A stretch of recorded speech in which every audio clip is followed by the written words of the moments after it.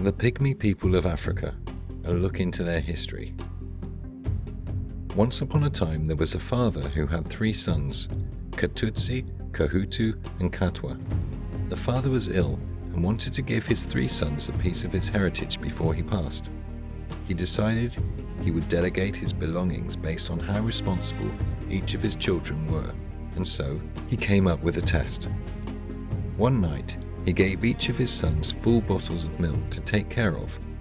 When he woke in the morning, he found that Katutsi's bottle was full, Kahutu's bottle was half full, and Katwa's bottle was empty. In recognition of the care taken to preserving the milk within the bottles, the father gifted Katutsi all his herds to use and enjoy for generations to come. Kahutu was gifted all his seeds so that he and his future families could grow their own foods. And lastly, Katwa was given a forest where he and his family would have to hunt and forage for their meals. That is how the Pygmy people view their beginnings, but the historical findings of how they originated is a far more saddening and delicate matter.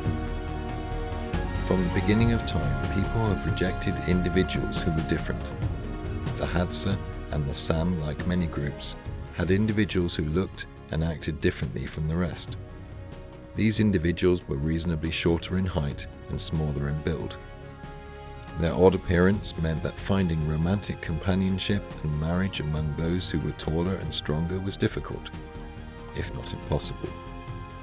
These individuals, seen as the outcasts of their society, left, if they weren't banished, to live out their days in solitude. Amazingly, it wasn't just 1 or 2 who got left out from their initial groups. Rather, there were hundreds and thousands of these outcasts. This group of outcasts banded together, finding solitude in the quiet serenity of the forests, and became known as the Batwa people. Groups and political systems. 1000 BCE entertained a variety of different forest life, and where there was forest, there was the Batwa. Kwekudi, 2013. The distance between these forestry locations, although vast, never led to much friction between the local groups. Throughout Africa, the differently located Batwa groups followed the same beliefs, religions, habits and policies. Batwa people, like the San and the Hadza, were hunter-gatherers. However, their smaller inhabitation, as forests for the most part were in comparison to dry land, didn't make them more accurate or valiant hunters than the taller surrounding tribespeople. They were hunter-gatherers of average skill and gentle-minded people who struggled immensely when taken out of their green homes. A group of Batwa within a forest was subdivided between clans or families. The clans would settle close to one another, participate in evening entertainment together, hunting and marital debates. But for the most part, the families lived and survived independent of one another. The Batwa were mostly monogamous and, in comparison to their surrounding tribes, relied heavily on the authority of women when it came to managing households and everyday difficulties. This is not to say that women in Batwa society had a higher standing than men. Men were still placed in positions of major authority, but for the Batwa, they held the female identity in higher regard than that of other tribes. For the Batwa, the women made many of the household decisions and often had a say in grouped clan meetings. This is because women mostly stayed behind at the settlement to fish and gather food, while the men went off hunting. Thus, the time they spent at the settlement was more than the men's, and allowed for the women to have had a better understanding of the disputes that needed settling within these areas. In addition, because the women were in close proximity to the homes during the day, they were expected to cook, clean, take care of and educate the children, as well as manage household finances and clan resources. This made them pivotal in the Pygmy society and valued members when it came to decision making.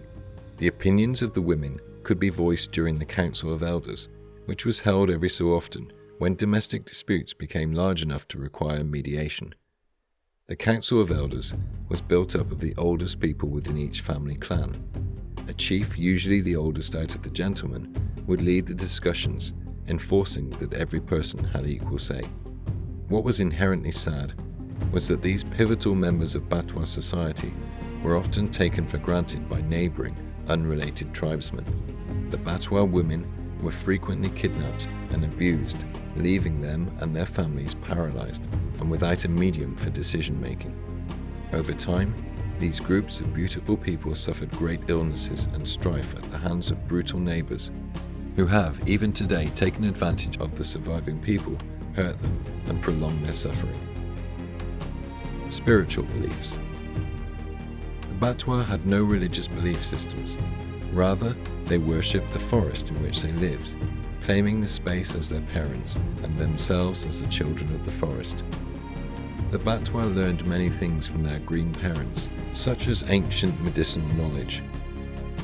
It was the herbology and healing techniques that had even their greatest of enemies falling onto their knees for access to their great life-saving skills. The Batwa were exceptional healers and helped the Egyptians using the plants found within their homelands. For their medicines, creams, edibles, and inhalants, they commonly used roots, tree bark, a variety of plant matter, and items such as gorilla bones. Their years of practice in herbology had given the Batwa people one item of trade that every surrounding tribe wanted. Where their enemies begged them for assistance, their friends, mostly found amongst Egyptians, were gifted this knowledge without hesitation. Though it seemed only the Egyptians could see it, the Batwa truly were remarkable people, and when it came to saving the lives of others, they truly did seem to perform the impossible. With these abilities, it is no wonder that their enemies feared and despised them. How could anyone compete with a group who seemed to have the knowledge to bring back the dead?